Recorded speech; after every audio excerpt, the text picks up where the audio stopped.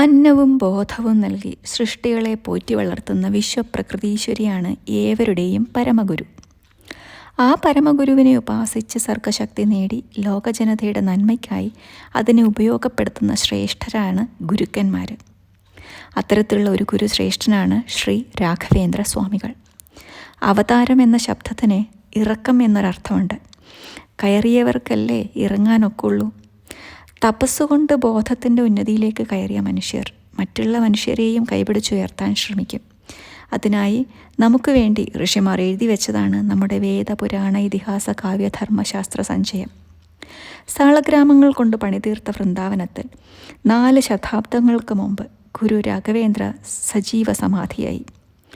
ഈ മന്ത്രാലയത്തിൽ ദർശനം നടത്തുന്നവർക്ക് ഗുരുവിൻ്റെ അനുഗ്രഹത്താൽ സകല പുരുഷാർത്ഥങ്ങളും സിദ്ധിക്കും എന്ന അവിശ്വസനീയമായ അനുഭവ കഥകളാണ് അവിടെ നമ്മളെ വരവേൽക്കുന്നത്. ആന്ധ്രാപ്രദേശിലെ കർണൂർ ജില്ലയിലെ മാഞ്ചാല ഗ്രാമത്തിലാണ് ഗുരു ശ്രീ രാഘവേന്ദ്ര തീർത്ഥ സ്വാമികളുടെ ജീവസമാധി സ്ഥലമായ ലോകപ്രസിദ്ധമായ മന്ത്രാലയം സ്ഥിതി ചെയ്യുന്നത്. തുംഗഭദ്ര നദീതീരത്തുള്ള മന്ത്രാലയം. ഭജിക്കുന്നവർക്ക് കൽപ്പവൃക്ഷവും നമിക്കുന്നവർക്ക് കാമധേനുവുമായ ശ്രീ രാഘവേന്ദ്ര സ്വാമികളുടെ മന്ത്രാലയ വിശേഷങ്ങളിലേക്കും ജീവിത രേഖയിലേക്കും ഏവർക്കും സ്വാഗതം.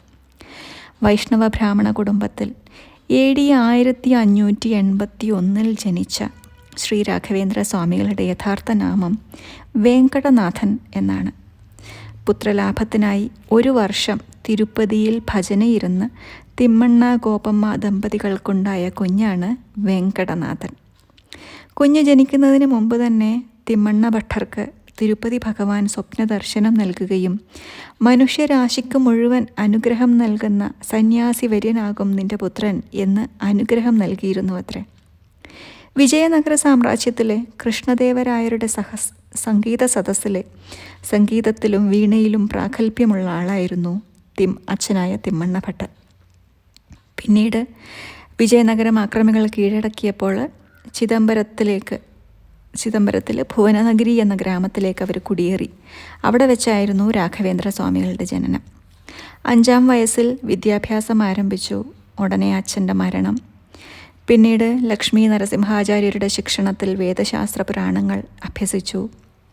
ഉന്നത വിദ്യാഭ്യാസത്തിനായി കുംഭകോണത്തെത്തി മാധ്വാചാര്യരുടെ മഠത്തിൽ ചേർന്നു. മാധ്വാചാര്യരുടെ ദർശനം പഠിച്ച് അതിൻ്റെ പ്രചാരകനായി. മാധ്വാചാര്യരെ അറിയാമല്ലോ, ഉടുപ്പി ശ്രീകൃഷ്ണ ക്ഷേത്രം സ്ഥാപിച്ചത് അദ്ദേഹമാണ്. വായു ഭഗവാന്റെ അവതാരമായിട്ടാണ് മധ്വാചാര്യരെ അറിയപ്പെടുന്നത്. അദ്ദേഹം തന്നെ അദ്ദേഹത്തിൻ്റെ പല കൃതികളുടെയും അവസാനം അത് പറയുന്നുണ്ട്. 7-ാമത്തെ വയസ്സിൽ തന്നെ പൂർണ്ണപ്രജ്ഞൻ എന്നാണത്രേ അദ്ദേഹത്തിൻ്റെ ഗുരുനാഥൻ വിളിച്ചിരുന്നത്. അത്രയ്ക്ക് അസാമാന്യ പണ്ഡിതനായിരുന്നു മാധ്വാചാര്യർ. എല്ലാവർക്കും ഭക്തനായ പ്രഹ്ലാദൻ്റെയും നരസിംഹാവതാരത്തിൻ്റെയൊക്കെ കഥ അറിയാലോ. ഈ പ്രഹ്ലാദനായി ജനിച്ചത് ആരാന്നറിയോ? ബ്രഹ്മാവിൻ്റെ സേവകനായ ശംഖുകർണൻ. ബ്രഹ്മാവിന് നിത്യവും വിഷ്ണു പൂജ ചെയ്യാനുള്ള പൂക്കൾ കൊണ്ടുവന്ന് കൊടുത്തിരുന്നത് ശംഖുകർണനാണ്. ഒരു ദിവസം അതിൽ അലസത കാട്ടിയ ശംഖുകർണനെ ബ്രഹ്മദേവൻ ശപിക്കുന്നു. അങ്ങനെയാണ് ശംഖുകർണൻ മനുഷ്യനായി പ്രഹ്ലാദനായി സത്യയുഗത്തിൽ ഭൂമിയിൽ ജനിക്കുന്നത്. ദ്വാപരയുഗത്തിൽ അദ്ദേഹത്തിൻ്റെ ജന്മം ബാൽഹീക രാജാവായിട്ടായിരുന്നു. തികഞ്ഞ വിഷ്ണുഭക്തൻ, ശ്രീകൃഷ്ണ ഭഗവാന്റെ അടുത്ത സുഹൃത്തായിരുന്നു. കലിയുഗത്തിൽ വിജയനഗര സാമ്രാജ്യത്തിൻ്റെ മഹാപണ്ഡിതനായ വ്യാസരായരായി അവതരിച്ചതും പ്രഹ്ലാദനാണ്. വിജയനഗര സാമ്രാജ്യത്തിൻ്റെ ഉൽപ്പത്തിക്കും സമൃദ്ധിക്കും ഒക്കെ കാരണക്കാരനാണ് രായർ രാജകുടുംബത്തിലെ വ്യാസരായർ. കർണാടകയിലെ ഹംപി ദേശത്തിനടുത്ത് തുംഗഭദ്ര നദിയുടെ തീരത്ത് AD 1529 ശ്രീ വ്യാസരായർ സമാധിയായി. AD 1595 പ്രഹ്ലാദൻ വീണ്ടും അവതരിച്ചു. അതാണ് ശ്രീ വെങ്കടനാഥനായി വന്ന ശ്രീ രാഘവേന്ദ്ര സ്വാമികൾ. മന്ത്രാലയത്തിലെ പ്രധാന പൂജകളിലൊന്ന് ശ്രീ മൂലരാമ പൂജയാണ്. ബ്രഹ്മാവ് പൂജിച്ചിരുന്ന വിഗ്രഹമാണത്രേ അത്. അദ്ദേഹം അത് ജാബാലി മഹർഷിക്ക് നൽകുന്നു. മഹർഷിയിൽ നിന്നും ആ വിഗ്രഹം പരമേശ്വരന് ലഭിക്കുന്നു. അദ്ദേഹം പൂജിച്ചിരുന്ന ആ വിഗ്രഹം പിന്നീട് കൈമാറി ഗജപതി രാജവംശത്തിലേക്ക് എത്തുന്നു. ഗജപതി രാജവംശത്തിൻ്റെ അധികാരം കുറച്ചുനാൾ മാധ്വാചാര്യൻ്റെ ശിഷ്യനായ ശ്രീ നരഹരി തീർത്ഥയ്ക്ക് ലഭിക്കുന്നു. അവസാനം അദ്ദേഹം അധികാരം കൈമാറി അവിടെ നിന്ന് ഇറങ്ങണ സമയത്ത് അവിടുത്തെ ഈ ശ്രീമൂലരാമ വിഗ്രഹം എടുക്കുകയും അങ്ങനെ അത് മാധവാചാര്യരുടെ മഠത്തിലേക്ക് എത്തുകയും ചെയ്യുന്നു. മാധവാചാര്യർ നിത്യവും പൂജിച്ചിരുന്ന ആ മൂലവിഗ്രഹം പിന്നെ അദ്ദേഹത്തിന് ശേഷമുണ്ടായ മഠാധിപതികളും ശിഷ്യപരമ്പരകളൊക്കെ പൂജിച്ചു അവസാനം രാഘവേന്ദ്ര സ്വാമികളെത്തിയപ്പോൾ രാഘവേന്ദ്ര സ്വാമികളും പൂജിച്ചുകൊണ്ടിരുന്ന ആ വിഗ്രഹമാണ് ഇന്ന് മന്ത്രാലയത്തിലെ പ്രധാന മൂലവിഗ്രഹം. അതോടൊപ്പം തന്നെ ദിഗ്വിജയരാമൻ്റെയും ജയരാമൻ്റെയും ഒക്കെ വിഗ്രഹം കാണാം. വളരെ കൗതുകകരമായ ഒരു കഥയുണ്ട്. ഒരിക്കൽ മാധവാചാര്യർ കടൽക്കരയിൽ നിൽക്കുമ്പോൾ കൊടുങ്കാറ്റിൽപ്പെട്ട് ആടിയുലയുന്ന ഒരു കപ്പലിനെ രക്ഷിക്കുന്ന ഒരു കഥ കേട്ടിട്ടുണ്ടാവുമല്ലോ. തൻ്റെ ജീവനും ഒരുപാട് സ്വത്തുക്കളും അതിനകത്തുണ്ടായിരുന്നതൊക്കെ തിരിച്ചു കിട്ടിയ സന്തോഷത്തിൽ ആ കപ്പിത്താൻ സർവ്വതും മാധവാചാര്യർക്ക് നൽകുന്നു. എന്നാൽ സന്യാസിയായ എനിക്ക് സ്വത്ത് എന്തിന് എന്ന് പറഞ്ഞ് ആ കപ്പലിനകത്തുണ്ടായിരുന്ന 2 ചന്ദനമുട്ടികൾ മാത്രം അദ്ദേഹം എടുക്കുന്നു. ഗോപി തൊടാൻ ഇവ രണ്ടും എനിക്ക് ധാരാളം എന്നാണ് പറയണത്. അങ്ങനെ അതിൽ നിന്നൊരു ചന്ദനമുട്ടി മുറിച്ചപ്പോഴാണ് അതിനകത്ത് കരിങ്കല്ലിൽ കൊത്തിയ മനോഹരമായ ഒരു ശ്രീകൃഷ്ണ വിഗ്രഹം, കൂടെ തന്നെ ദശാവതാരം കൊത്തിയ ഒരു ചെറിയ രജത സിംഹാസനവും അദ്ദേഹത്തിന് ലഭിക്കുന്നത്. മറ്റേ ചന്ദനമുട്ടി നോക്കിയപ്പോൾ അതിനകത്ത് ബലരാമ വിഗ്രഹം. ഈ ശ്രീകൃഷ്ണ വിഗ്രഹമാണ് മാധവാചാര്യർ ഉടുപ്പിയിൽ പ്രതിഷ്ഠിച്ചിരിക്കുന്നത്. അതുപോലെ ബലരാമ വിഗ്രഹം മാൽപേ നദീതീരത്താണ് പ്രതിഷ്ഠിച്ചിരിക്കുന്നത്. രജത സിംഹാസനത്തിൽ ഇരിക്കാനായിട്ട് അദ്ദേഹം ശ്രീ ദിഗ്വിജയരാമൻ്റെ വിഗ്രഹമുണ്ടാക്കി പ്രതിഷ്ഠിക്കുന്നു. രാഘവേന്ദ്ര സ്വാമികൾ നെഞ്ചോട് ചേർത്ത് പിടിച്ചിരിക്കുന്ന വേണുഗോപാലൻ്റെ ഒരു വിഗ്രഹം കാണാം. അത് വ്യാസരായർക്ക് അദ്ദേഹത്തിൻ്റെ ഗുരുവായ ശ്രീപാദരാജ നൽകുന്നതാണ്. ഒരിക്കൽ ഗുരുവിൻ്റെ നിർദ്ദേശപ്രകാരം ഗുരുവിൻ്റെ മൂർത്തികൾക്ക് വ്യാസരായർ പൂജ ചെയ്യുന്നു. അന്നേരം അവിടെ ഒരിക്കലും തുറക്കാത്ത ഒരു പെട്ടി അതിനകത്ത് കാണുന്നു. വ്യാസരായർ അത് തൊടുന്നതോടുകൂടി ആ പെട്ടി തനിയെ തുറന്നു വരികയും അതിനകത്ത് ഈ വേണുഗോപാല വിഗ്രഹം കാണുകയും ചെയ്യുന്നു. മനോഹരമായ ആ വിഗ്രഹത്തിനെ അദ്ദേഹം എടുത്ത് വളരെ സന്തോഷപൂർവ്വം അഭിഷേകം ചെയ്യണ സമയത്ത് ആ വിഗ്രഹം നൃത്തം ചെയ്യാൻ തുടങ്ങി. കുറേ നേരമായി നൃത്തത്തിൻ്റെ ഒച്ച കേൾക്കുന്നത് കൊണ്ട് ഗുരു വന്ന് നോക്കണം. അപ്പോഴാണ് നൃത്തം പെട്ടെന്ന് നിലച്ചു പോകുന്നത്. അങ്ങനെ സന്തോഷത്തോടുകൂടി ഗുരു ആ വിഗ്രഹം വ്യാസരായർക്ക് നൽകി. അതാണ് പിന്നീട് രാഘവേന്ദ്ര സ്വാമികളുടെ കയ്യിലെത്തുന്നത്. രാഘവേന്ദ്ര സ്വാമികൾ ഇതേപോലെ അദ്ദേഹത്തിൻ്റെ സമാധിക്ക് തൊട്ട് മുമ്പ് ഈ വേണുഗോപാല വിഗ്രഹത്തിന് പൂജ ചെയ്യണ സമയത്ത് വീണ്ടും ഈ വിഗ്രഹം നൃത്തം ചെയ്യുകയും ഭഗവാനെ രാഘവേന്ദ്ര സ്വാമികളെ അനുഗ്രഹിക്കുകയും ചെയ്യുകയുണ്ടായി ഇത്രേ. അതുപോലെ തന്നെയാണ് ഈ മൂലവിഗ്രഹത്തിനോടൊപ്പം തന്നെ സാളഗ്രാമങ്ങളുണ്ട്. അത് വേദവ്യാസ മഹർഷിയിൽ നിന്നും ലഭിച്ച സാളഗ്രാമം, അതും ഈ മഠത്തിൽ പൂജിച്ചു വരുന്നുണ്ട്. സാളഗ്രാമ വ്യാസൻ എന്നാണ് അതിന് പേര്. മന്ത്രാലയത്തിൽ മൂലരാമ പൂജയിൽ ഈ പവിത്ര വിഗ്രഹങ്ങളെല്ലാം തന്നെ നമുക്ക് കാണാൻ സാധിക്കും. പ്രത്യേകിച്ച് അഭിഷേകം ചെയ്യുന്ന സമയത്ത് വളരെ വളരെ ക്ലിയറായിട്ട് ഇത് കാണാൻ പറ്റുന്നുണ്ട്. മാധവദർശനം പ്രചരിപ്പിച്ചും ഭക്തർക്ക് ഒരുപാട് അനുഗ്രഹങ്ങൾ നൽകിയും സഞ്ചരിച്ചിരുന്ന സ്വാമികൾ ഗുരുവിൻ്റെ നിർദ്ദേശപ്രകാരം അവസാനം തൻ്റെ വീട്ടിലേക്ക് തിരിച്ചു വരുന്നു. കല്യാണം കഴിക്കുന്നു. ഒരു കുഞ്ഞും ജനിക്കുന്നു. കുറേ കാലങ്ങളോളം അവിടെ താമസിക്കുന്നു. ഒരുപാട് ദാരിദ്ര്യം അദ്ദേഹത്തിന് അനുഭവിക്കേണ്ടി വരുന്നു. അവസാനം കുടുംബസമേതം കുംഭകോണത്ത് ഗുരുവിൻ്റെ അടുത്തേക്ക് അദ്ദേഹം തിരിച്ചു പോകുന്നു. അവിടെ അധ്യാപകനായി മഹാഭാഷ്യാചാര്യൻ എന്ന ബഹുമതി നേടുന്നു. കാരണം അദ്ദേഹം സംഗീതം, വേദം, എല്ലാ ശാസ്ത്രങ്ങളും, ദ്വൈതദർശനം, തർക്കം, അങ്ങനെ എല്ലാ തരത്തിലും അഗാധ പാണ്ഡിത്യമുള്ള അധ്യാപകനും ഗുരുവിൻ്റെ പ്രിയപ്പെട്ട ശിഷ്യനുമായിരുന്നു. ഒരുപാട് തർക്കങ്ങളിൽ അദ്ദേഹം വിജയിച്ചിട്ടുണ്ട്. ഗുരുവായ സുധീന്ദ്ര തീർത്ഥരുടെ ആരോഗ്യം ക്ഷയിച്ച സമയത്ത് തൻ്റെ പ്രിയപ്പെട്ട ശിഷ്യനെ മഠാധിപതിയാക്കാനായിട്ട് രാഘവേന്ദ്ര സ്വാമികളോട് സന്യസിക്കാൻ പറയുന്നു. എന്നാൽ സുന്ദരിയായ തൻ്റെ പത്നിയിൽ താൻ ആസക്തനാണ്, കുടുംബം എനിക്ക് പ്രധാനമാണ് എന്ന് പറഞ്ഞ് അദ്ദേഹം ഒഴിയാൻ ശ്രമിക്കുന്നു. എങ്കിലും അധികം വൈകാതെ ഗുരുവിനും ശിഷ്യനും ഒരുപോലെ ശ്രീരാമൻ്റെ സ്വപ്നദർശനമുണ്ടാവുകയും അദ്ദേഹം തൻ്റെ 26ാമത്തെ വയസ്സിൽ സന്യാസം സ്വീകരിക്കുകയും അങ്ങനെ വെങ്കടനാഥൻ ശ്രീ രാഘവേന്ദ്ര തീർത്ഥസ്വാമികളായി മാറുകയും ചെയ്യുന്നു. അന്നു മുതൽ ഭക്തരുടെ ആർജിത കർമ്മദോഷം നീക്കി അവർക്ക് സകല ഐശ്വര്യങ്ങളും പ്രദാനം ചെയ്തുകൊണ്ട് ഒരുപാട് തീർത്ഥാടനങ്ങൾ അദ്ദേഹം നടത്തി. ഒരുപാട് അത്ഭുതങ്ങളും അനുഗ്രഹങ്ങളും നൽകിപ്പോന്നു. തിരുവനന്തപുരത്തൊക്കെ സന്ദർശിച്ച ഒരുപാട് കഥകളുണ്ട് കേട്ടോ. സ്വാമികളുടെ അത്ഭുത സിദ്ധികളെക്കുറിച്ചറിഞ്ഞ് പലരും അദ്ദേഹത്തെ പരീക്ഷിക്കുകയുണ്ടായി. പലരും അദ്ദേഹത്തിൽ തർക്കത്തിൽ ഏർപ്പെട്ടിട്ടുണ്ട്. അതിൽ ഒരു പ്രധാനിയാണ് അഡോണിയിൽ രാജാവായിരുന്ന നവാബ് സിദ്ധി മസൂദ് ഖാൻ. അദ്ദേഹം ഒരിക്കൽ ഒരു പാത്രത്തിൽ മാംസ കഷ്ണങ്ങൾ പൊതിഞ്ഞ് ഗുരുവിന് സമർപ്പിക്കുന്നു. സ്വാമി അതിൽ തീർത്ഥജലം തളിച്ചിട്ടാണ് തുറന്നു നോക്കണത്. അന്നേരം കാണുന്നത് നിറയെ പൂക്കളും പഴങ്ങളുമാണ്. നവാബിന് ദുഃഖം തോന്നി. പ്രായശ്ചിത്തമായി അദ്ദേഹത്തിൻ്റെ അധികാര പരിധിയിൽപ്പെട്ട ഒരു ഗ്രാമം ഗുരുവിന് ദാനമായി നൽകാൻ തയ്യാറായി.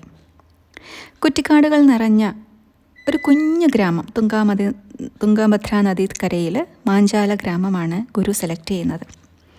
പ്രഹ്ലാദൻ യാഗം നടത്തിയ സ്ഥലമാണിതത്രേ.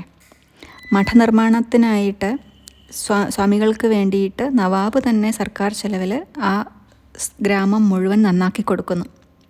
രാഘവേന്ദ്ര സ്വാമികൾ തൻ്റെ ശിഷ്യന്മാരോടൊപ്പം അവിടെ എത്തി. മാഞ്ചാലിയിൽ ഒരു കുഞ്ഞു ദേവീക്ഷേത്രമുണ്ട്. ദേവിയെ പൂജിച്ച് ഇവിടെ മഠം സ്ഥാപിക്കാനായിട്ട് അനുവാദവും അനുഗ്രഹവും ചോദിക്കുന്നു ഗുരുദേവൻ. അന്നേരം ദേവി പ്രത്യക്ഷപ്പെടുകയും തൻ്റെ ക്ഷേത്രത്തിന് തൊട്ടുപുറകിൽ മഠം നിർമ്മിക്കാൻ അനുഗ്രഹിക്കുകയും ചെയ്യുന്നു. എന്തുകൊണ്ടാണ് ഈ ഗ്രാമം തിരഞ്ഞെടുത്തത്? വേറെ എത്ര നല്ല സ്ഥലങ്ങളുണ്ട് എന്ന ശിഷ്യന്മാരുടെയും നവാബിൻ്റെയും ചോദ്യത്തിന് ഗുരു പറഞ്ഞ ഉത്തരം, ഇത് ഹിരണ്യകശിപുവിൻ്റെ വാസസ്ഥലമായിരുന്നു. മാഞ്ചാലിയമ്മ അവരുടെ കുടുംബ പരദേവതയാണ്. പ്രഹ്ലാദന് ഏറെ കീർത്തിമാനാക്കിയ യാഗം നടന്ന സ്ഥലമാണിത്. മാഞ്ചാലിയമ്മ എന്നറിയപ്പെടുന്ന ഈ ഭവാനി ദേവിയെ പ്രഹ്ലാദൻ പൂജിച്ചിരുന്നു. പ്രഹ്ലാദൻ്റെ 4ാമത്തെ ജന്മമായി അതേ മണ്ണിൽ അതേ മാഞ്ചാലിയമ്മയെ പൂജിച്ചുകൊണ്ട് രാഘവേന്ദ്ര സ്വാമികളുടെ മഠം മന്ത്രാലയം എന്ന പേരിൽ പ്രസിദ്ധി ആർജിച്ച് തല ഉയർത്തി നിൽക്കുന്നു. രാത്രിയാണ് കേട്ടോ ഞങ്ങൾ അവിടെ എത്തിയത്. മൊത്തം കളർഫുള്ളായിട്ട് പ്രഭാപൂർണമായിട്ട് കുളിച്ചിരിക്കുന്ന മന്ത്രാലയം. നല്ല നല്ല ഭംഗിയാണ് രാത്രിയിൽ കാണാനായിട്ട്.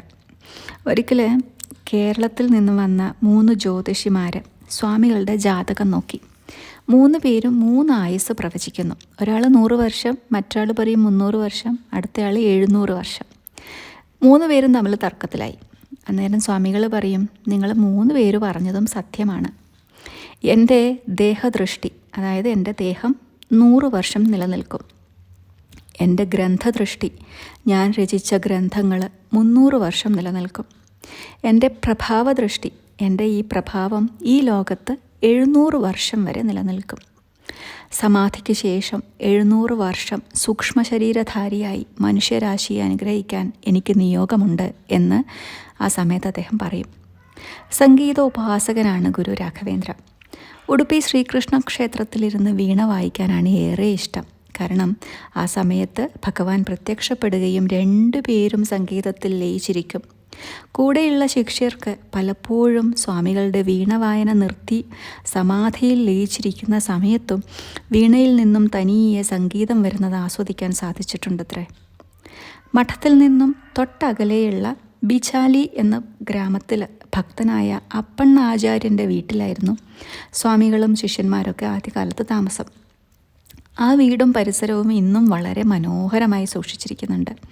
സ്വാമികൾ ഉറങ്ങിയിരുന്ന സ്ഥലം, സ്ലീപ്പിംഗ് പ്ലേസ് ഒക്കെ എന്ന് പറഞ്ഞിട്ട് അലങ്കരിച്ചിട്ടൊക്കെ വെച്ചിട്ടുണ്ട്.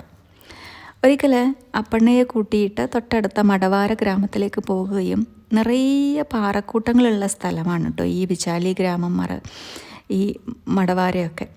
അവിടെ നിന്നും ആറ്റിൽ കിടന്നിരുന്ന ഒരു പൊട്ടിപ്പൊളിഞ്ഞ പാറ കാണിച്ചിട്ട് അതിൽ വൃന്ദാവനം നിർമ്മിക്കാൻ ഏൽപ്പിക്കുന്നു. വൃന്ദാവനം എന്ന് പറഞ്ഞാൽ സന്യാസിമാർ സമാധിമേൽ വയ്ക്കുന്ന ശിലയാണ്. അതേ ശിലയിൽ തന്നെയാണ് ഹനുമാൻ്റെ ഒരു വിഗ്രഹവും അദ്ദേഹം കൊത്തിയെടുക്കാൻ പറയുന്നത്. മൂത്ത കല്ലുകൾക്ക് പകരം ഈ പൊട്ടിപ്പൊളിഞ്ഞ കല്ലെടുത്ത് കണ്ട് സംശയത്തോടുകൂടി അപ്പണ്ണ ഇങ്ങനെ നിൽക്കും. അന്നേരം സ്വാമികൾ പറയും, ഈ ശില ത്രേതായുഗത്തിൽ ശ്രീരാമലക്ഷ്മണന്മാർ സീതാദേവിയെ തേടി അലയുന്ന സമയത്ത് വിശ്രമിച്ചിരുന്ന ശിലയാണ്. ഗുരുവിൻ്റെ സമാധി അധികം വൈകാതെ തന്നെ ഉണ്ടാവും എന്ന് ജ്യോതിഷികൾ പ്രവചിച്ചതിന് ശേഷം ശിഷ്യന്മാർക്കെല്ലാം ഭയങ്കര ആകാംക്ഷയാണ് എന്നായിരിക്കും എന്ന്. പക്ഷെ ആർക്കും തന്നെ ഗുരുവിനോട് ചോദിക്കാനുള്ള ധൈര്യമില്ല. മന്ത്രാലയത്തിൻ്റെ പണിയാണെങ്കിൽ അതിനുശേഷം പെട്ടെന്ന് നടന്നുകൊണ്ടിരിക്കുന്നു. മനോഹരമായ ശ്രീകോവിൽ പണിത് കഴിഞ്ഞു, ഗർഭഗൃഹം പണിത് കഴിഞ്ഞു. വൃന്ദാവനം 2 ഉണ്ടാക്കിയേക്കണേ. അവിടെ നിന്നെടുത്ത ആ പൊട്ടിപ്പൊളിഞ്ഞ പാറശിലയിൽ ഒരു വൃന്ദാവനം ഉണ്ടാക്കി, കൂടെ തന്നെ ഹനുമാൻ്റെ വിഗ്രഹവും കൊത്തിയിട്ടുണ്ട്. വേറൊരു വൃന്ദാവനം കൂടി അദ്ദേഹം ഉണ്ടാക്കി. ഹിമാലയത്തിൽ നിന്നും ഗാണ്ഡകി നദിയിൽ നിന്നും നാരായണ, വാസുദേവ, നരസിംഹദേവരുടെയൊക്കെ സാളഗ്രാമങ്ങളും എത്തിച്ചു. അങ്ങനെ എല്ലാം റെഡിയായിട്ടിരിക്കുന്നു. ഒരു ദിവസം ഗുരു തൻ്റെ ശിഷ്യന്മാരെ പഠിപ്പിച്ചുകൊണ്ടിരിക്കെ പെട്ടെന്ന് ചാടി എഴുന്നേറ്റ് കൈകൂപ്പി നിൽക്കുന്നു. അന്നേരം ആകാശത്ത് നിന്നും ഒരു തുളസി മണിമാല ഗുരുവിൻ്റെ കഴുത്തിൽ വന്ന് വീഴുന്നു.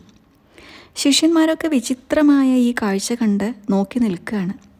അപ്പോഴാണ് അവരൊരു സന്യാസിയെ ആകാശത്ത് കാണുന്നത്. അന്നേരം സന്യാസി 2 വിരൽ 3 പ്രാവശ്യം രാഘവേന്ദ്ര സ്വാമിയുടെ നേരെ കാണിക്കണം.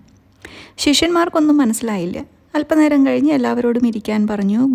ഗുരു ഇരുന്നു. എന്നിട്ട് പറയും, വേദവ്യാസനാണ് വന്നത്.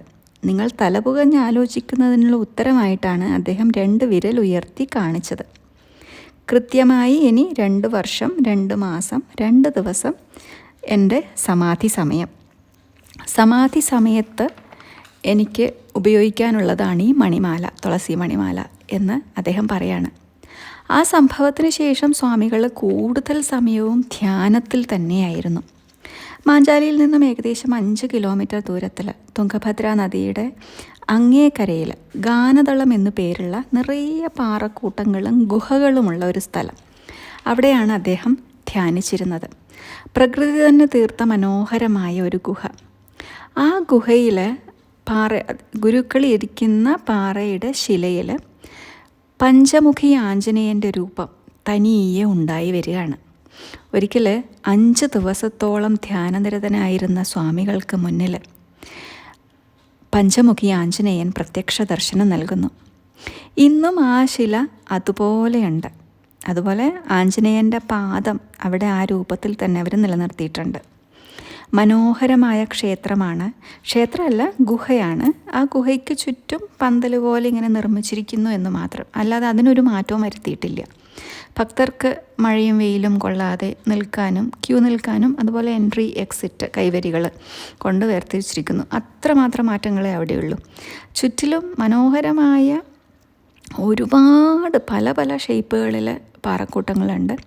അതിനൊക്കെ തന്നെ ഓരോ പേരെഴുതി വെച്ചിട്ടുണ്ട്. പുഷ്പക വിമാനം, ആഞ്ജനേയൻ്റെ ബെഡ് ആൻഡ് പില്ലോ എന്നൊക്കെ പറഞ്ഞിട്ട്. ഒരുപാട് പാറക്കല്ലുകളിൽ ആഞ്ജനേയൻ്റെ മുഖം വരച്ചു വെച്ചിരിക്കുന്നു.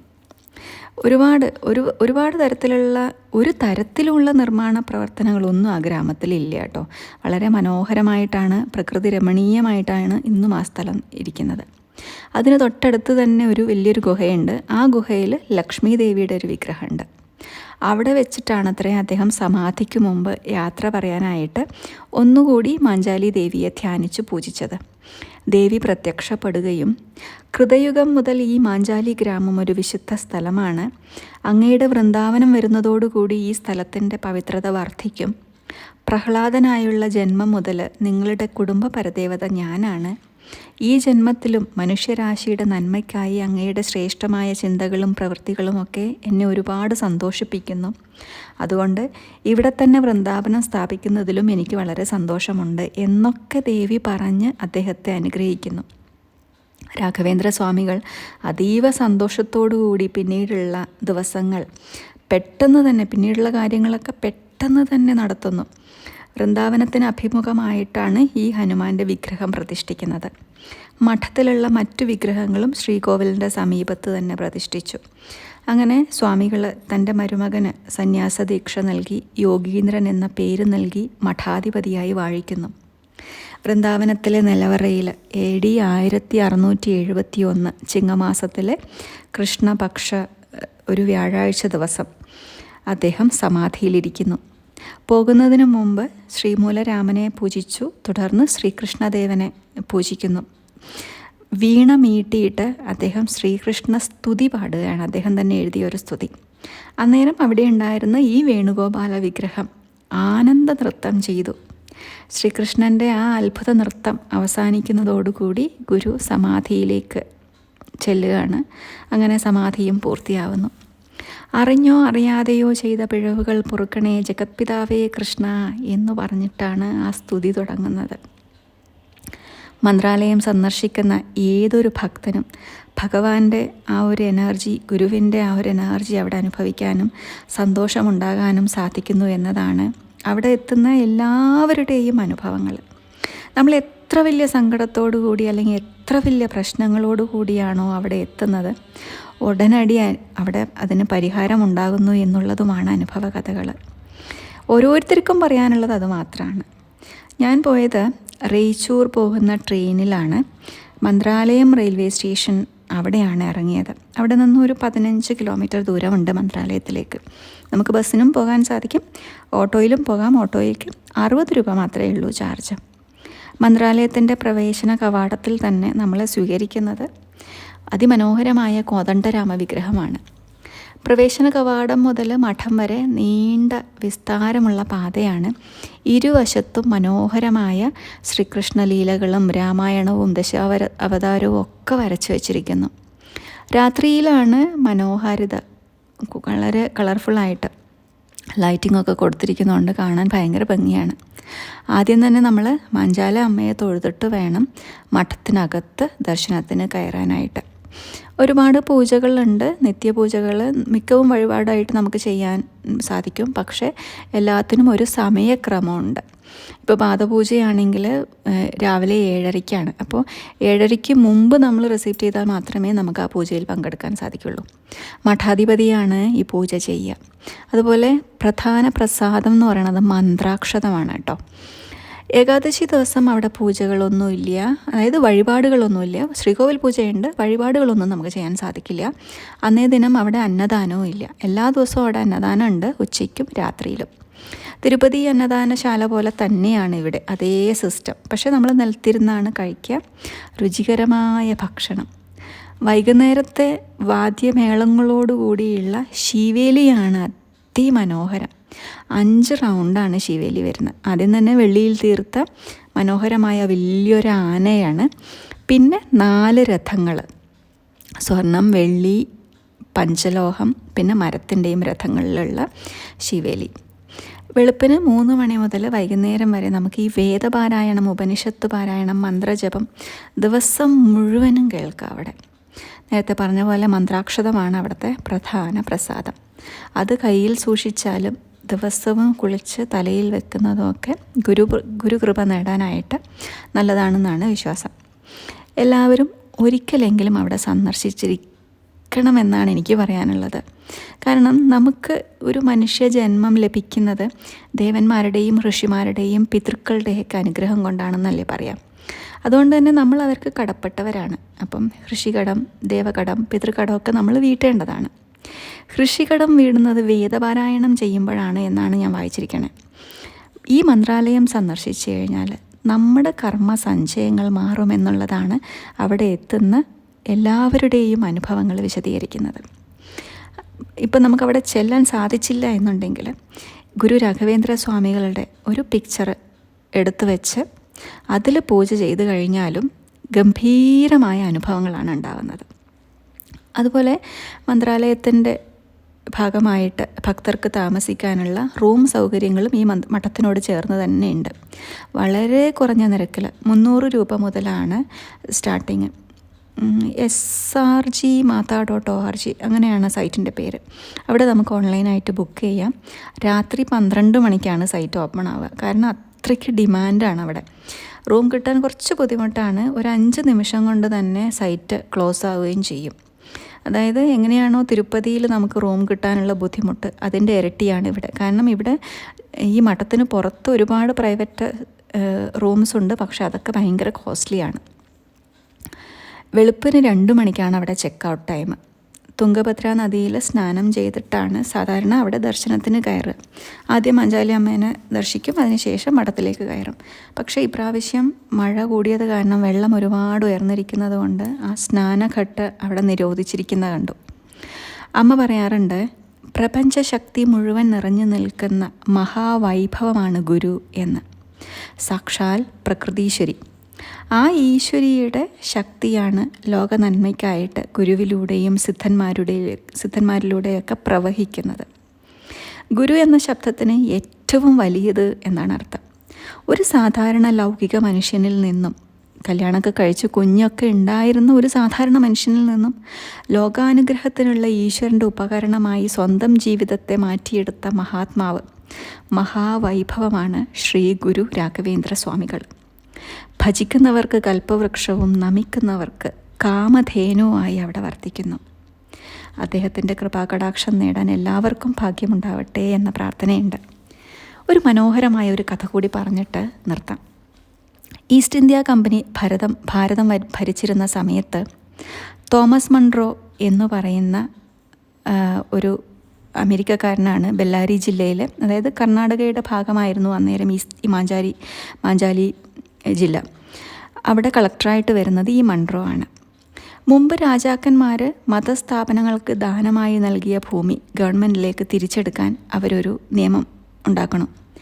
അങ്ങനെ അതിൻ്റെ ഭാഗമായിട്ട് ആ നിയമം നടപ്പാക്കാനായിട്ട് മേജർ മൺറോ മാഞ്ചാലി ഗ്രാമത്തിലേക്ക് എത്തുന്നു. എന്നിട്ട് അതായത് നവാബാണല്ലോ ഈ രാഘവേന്ദ്ര മഠത്തിന് മാഞ്ചാലി ഗ്രാമം നൽകിയത്. അതിന് തനിക്കൊരു ന്യായവും കാണുന്നില്ല. അതുകൊണ്ട് അത് തിരിച്ചെടുക്കണമെന്ന് റവന്യൂ ഓഫീസറോട് പറയുകയും അങ്ങനെ റവന്യൂ ഓഫീസറെയും കൂട്ടി അദ്ദേഹം ഈ മഠത്തിലേക്ക് എത്തുകയും ചെയ്യുന്നു. ക്രിസ്ത്യാനിയാണെങ്കിലും സാത്വികനാണ് മൺറോ. അതുകൊണ്ട് തന്നെ അദ്ദേഹം ഷൂസൊക്കെ ഊരി ക്ഷേത്രത്തിനകത്തോട്ട് കയറുന്നു. തൊപ്പിയും ഷൂസൊക്കെ അഴിച്ചു മാറ്റിയിട്ട് വൃന്ദാവനത്തിന് മുന്നിൽ, ഗുരുവിൻ്റെ മുന്നിൽ പോയി നിൽക്കുന്ന സമയത്ത് ഗുരു അദ്ദേഹത്തിന് മുന്നിൽ പ്രത്യക്ഷനാവുകയും കളക്ടറോട് ഇംഗ്ലീഷിൽ സംസാരിക്കുകയും ചെയ്യുന്നു അത്രേ. അനാദികാലം മുതൽ മാഞ്ചാലി തൻ്റേതാണ് എന്ന് അവകാശപ്പെടുകയും അതുകൊണ്ട് ഈ ന്യായമായ അവകാശം വകവച്ചു തരാൻ കളക്ടറോട് പറയുകയും ചെയ്യുന്നു. മൺറോ ഒഴിച്ച് ബാക്കി അവിടെ ഉണ്ടായിരുന്ന ആർക്കും തന്നെ ഗുരുവിനെ കാണാനോ ഗുരു പറഞ്ഞത് കേൾക്കാനോ സാധിച്ചില്ല. ഈ ഹ്രസ്വ സംഭാഷണത്തിന് ശേഷം ഗുരുവര്യൻ അവിടെ നിന്ന് മറയുന്നു. കാവിയെടുത്ത് ഒരു കയ്യിൽ ദണ്ഡും മറ്റേ കയ്യിൽ കമണ്ഡലവും ഏന്തി മെതിയടിയിട്ട് വന്ന ഈ പ്രൗഢ മനുഷ്യനാണോ നിങ്ങളുടെ ഗുരു എന്ന് മൺറോ റവന്യൂ ഓഫീസറോട് ചോദിക്കുകയാണ്. ചുറ്റുനിന്ന് എല്ലാവരും അമ്പരപ്പോടെ ചോദിക്കുന്നു, നിങ്ങൾക്ക് അദ്ദേഹത്തെ കാണാൻ സാധിച്ചോ? ആ ഒരു അനുഭവം മൺറോയ്ക്ക് ഒരുപാട് മാറ്റങ്ങൾ ഉണ്ടാക്കുന്നു. അദ്ദേഹം ശ്രീകോവിലിന് മുന്നിൽ മുട്ടുകുത്തി തൻ്റേതായ രീതിയിൽ പ്രാർത്ഥിക്കുകയാണ്. അന്നേരം ശാന്തിക്കാരൻ മന്ത്രാക്ഷതം നൽകാൻ വന്നു. പക്ഷേ മൺറോ തൻ്റെ കൈ തുറന്നതും കയ്യിൽ നിറയെ മന്ത്രാക്ഷതാണ്. അതായത് ഗുരു രാഘവേന്ദ്രൻ നേരിട്ട് അദ്ദേഹത്തിന് പ്രസാദം നൽകിയിരിക്കുന്നു. മൺറോ സന്തോഷത്തോടുകൂടി അവിടെ നിന്ന് തിരിച്ചു വരികയും മാഞ്ചാലി തിരിച്ചു പിടിക്കേണ്ടതില്ല എന്ന് ഗവർണർക്ക് റിപ്പോർട്ട് അയക്കുകയും ചെയ്യുന്നു. അവിടെ അപ്പണ്ണ സ്വാമിയുടെ ഗൃഹത്തിൽ ഈ മൺറോ കുടുംബത്തിൻ്റെ പിക്ചർ കാണാം. ഇന്നും മൺറോയുടെ പാരമ്പര്യത്തിലുള്ള ആൾക്കാർ എല്ലാ വർഷവും ഈ മഠത്തിലേക്ക് മന്ത്രാലയം സന്ദർശിക്കാറുണ്ട് എന്ന് അവിടെ ഗസറ്റിൻ്റെ പകർപ്പൊക്കെ വെച്ച് എഴുതി വച്ചിരിക്കുന്നു. എല്ലാവർക്കും ഗുരുവിൻ്റെ കൃപാകടാക്ഷം നേടാൻ സാധിക്കട്ടെ എന്ന പ്രാർത്ഥനയോടെ നന്ദി, നമസ്കാരം.